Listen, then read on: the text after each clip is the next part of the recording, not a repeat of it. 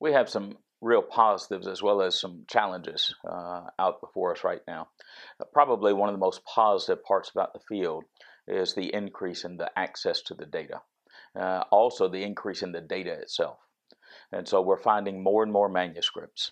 There was a recent trip to Mount Athos that found somewhere around 15 to 20 more manuscripts. And that's just been over the past 2 months. And Dr. Dan Wallace has found quite a number of new manuscripts. Others are finding them on a regular basis. So probably one of the most stellar points of this moment in history for our field is that we have more access to the manuscripts by way of digitization of the manuscripts, and we have more manuscripts to deal with. The entire field of the papyri is, relatively speaking, new when we think about the fact that 130 years ago, Westcott and Hort didn't have access to any papyrus manuscripts of the New Testament. And now we're up nearly at 130. Realistically, we're probably over from the standpoint there are several that have been recognized, but they're not yet officially in the list yet. And so we know also that there are quite a number more that will be added soon to that list. And so we just keep expanding on the field. I don't think people realize since 1990, we have actually grown 40+% in the number of New Testament papyrus manuscripts. And I'm almost 50% over what we had before. Actually, I guess it would be over 50% now with the newer numbers that have been added. And so that's an astounding increase in 24 years. And so the number of manuscripts is one of the huge pluses that we have. You know, I think the other issue today, one of the best items is that the quality of the access has increased. With digital photography now, we're not using the microfilms like in times past. I remember the both strain on trying to figure out what was in the text from a microfilm, the inability to see through dark areas on a microfilm, and simply the inability to actually have access to so many of the manuscripts because they weren't on microfilms. You had to travel to Munster to someplace else just to get access. All of that's changed. And with digital photography, we're able to get the manuscripts as permissions are given. They're being able to be mounted on the web. And so access has increased in a huge amount, and the quality of access has increased. And then one of the challenges in the field is that we actually need more people in the field. We have seen a bit of an upsurge, but it's not nearly enough to take on the challenges in the field. And so we're actually needing quite a number of new people to be coming into the field to further the research in numerous areas. One of the other areas would be on methodology. And we finally seem to be at a point where we're about to break through with the coherence-based genealogical method on being able to deal with this huge mass of manuscript data. It's not totally at the stage where maybe some would like it yet, but at least we're moving past the stage of hand-counting agreements and disagreements. We're moving into the age of computerizing all of this type of data and being able to make it available on a very fast basis for people on analyzing manuscript relationships. And so I think that we're at a good stage. We're seeing new areas develop. We're seeing new centers of investigation develop. New projects are developing. And so it's a good moment in the field.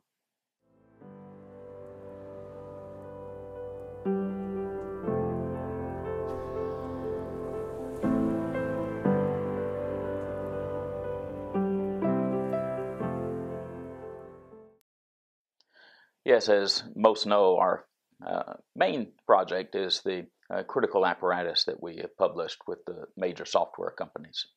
That apparatus is continually being updated and revised. We're adding more manuscripts. We're revising some of the variation units. And then we're building in more and more search capabilities within the database itself. And so this ongoing project actually takes at least 50% of our resources just to keep the project moving, knowing that collations take a long period of time. And when I say collations, many times these are actually transcriptions that we're using. But just to use a more common name, we'll call them collations at this point.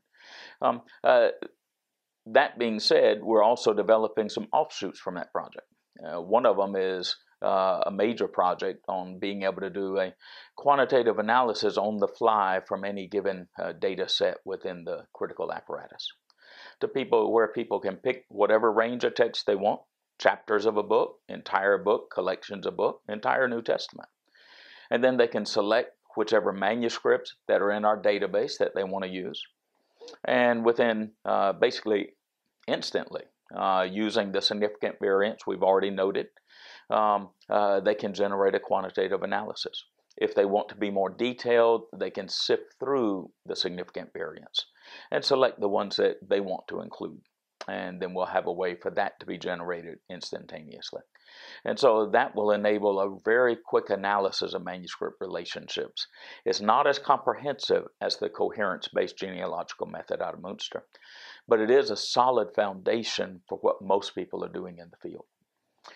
We're also engaged in a commentary on the textual variants, but it's not like the ones that comment on which variant is original. The commentary we're working on is to look at the exegetical value of the non-original readings to see how do they help us for understanding the text. And so we're working on that for the entire New Testament. Currently, we're working on 4 books on that project. And then we're also putting an online resource up on the history of the Bible, where we're going over various aspects of the history of the Bible, time periods on the history of the Bible. And that'll simply be a PDF-type accessible item that we're putting up on the internet.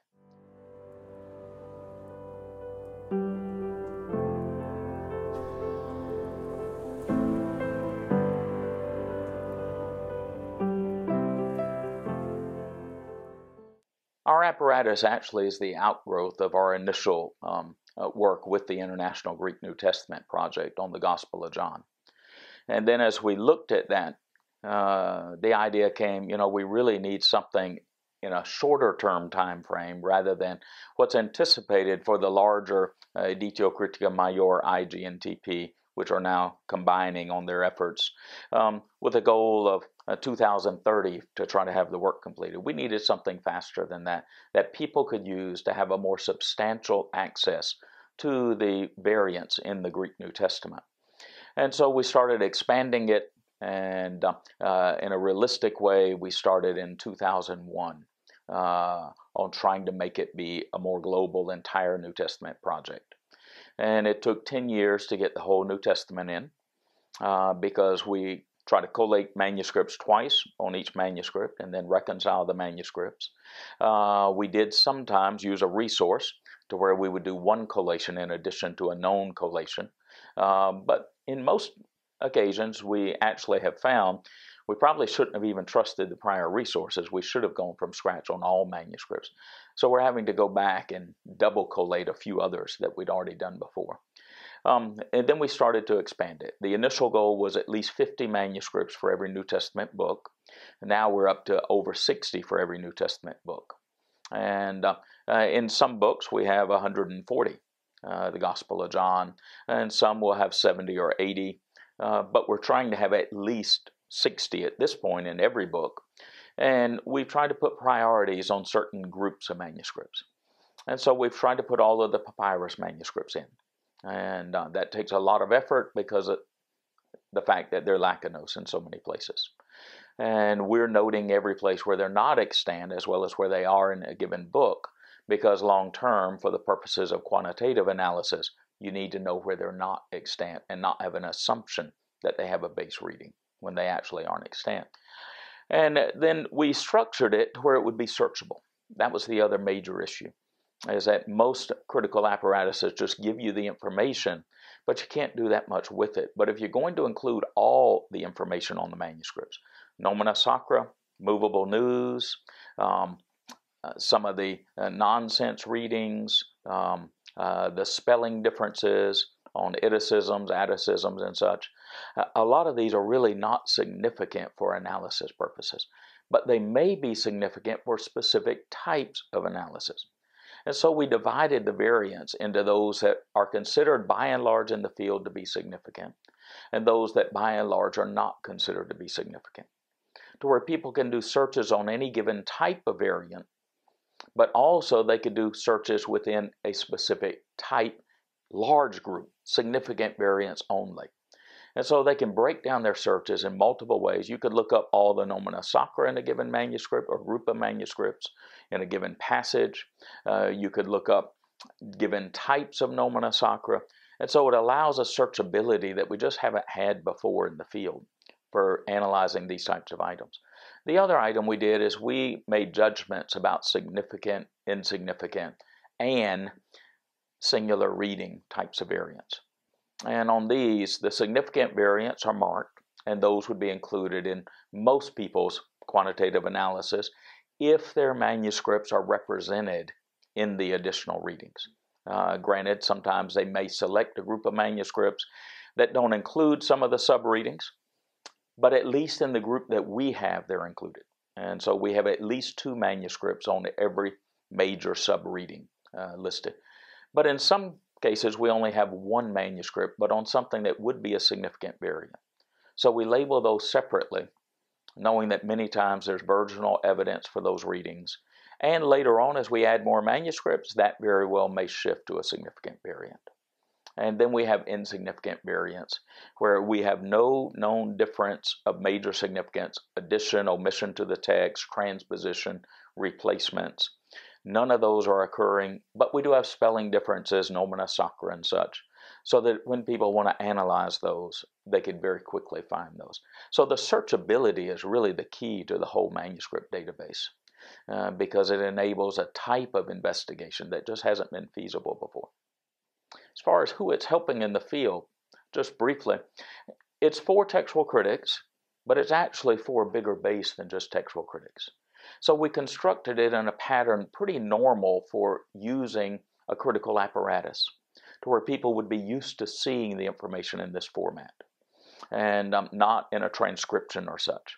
And that way, those doing exegesis on the text can quickly look at the apparatus, and they're used to seeing this from their Greek New Testaments, so they can understand what the apparatus is about, relatively speaking, in a quick manner.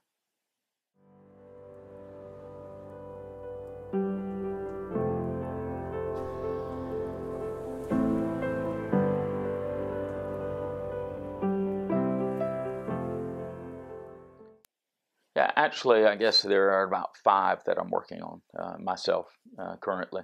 One of those is related to the work in our center. I'm working on textual commentary on the Gospel of Luke for our series, where we're looking at the exegetical importance of the non-original variants.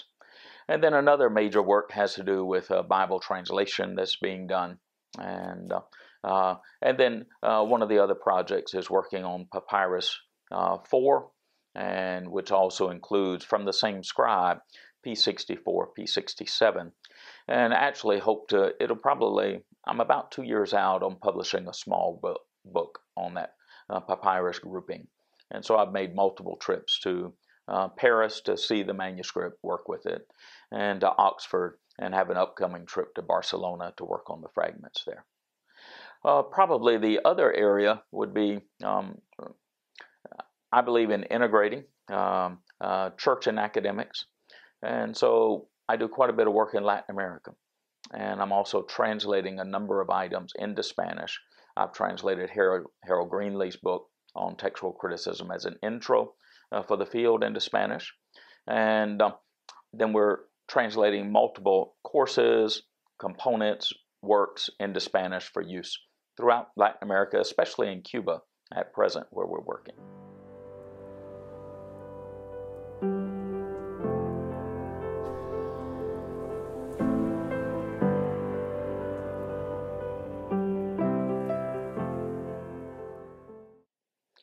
You know, the digitization on manuscripts has actually been one of the most incredible steps forward that our field has ever seen. And the institute that Dan Wallace heads on the Center for the Study of New Testament Manuscripts has been at the forefront of this effort. We've collaborated with them now for multiple years, even donating to their work from our center because we think it's that important. All of a sudden now we're able to make these available to where they have wide access. The quality that's coming out on the images in multiple settings is incredible. And there again, I think that the work of the Center for the Study of New Testament Manuscripts has set the standard on the quality of the images. And so that's been outstanding for us.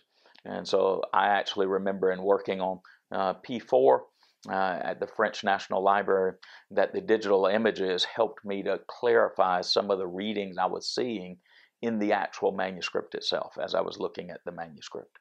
And so I would hardly want to look at an original manuscript that's fragmentary again without already having a digital image, because there are certain aspects the digital image clarified better than looking at the original, which is astounding.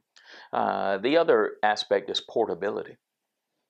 Since I do work overseas quite a bit in third world settings, Latin America primarily, I can actually carry the images with me and show them to people that would not have the access otherwise. And for use in classrooms, they can be put onto a screen, and right away everybody can see the full scope of the manuscript. I can remember in times past passing around a facsimile, and it was so slow because each individual student had to look at it. And you could occupy most of a class period just looking at one or two images in a facsimile. And now they can be put on the screen, everybody looks at them together, and we can work through paleographic issues, we can work through textual issues in a flash because of digitized images, the digitization of these manuscripts. So it's actually been phenomenal for us.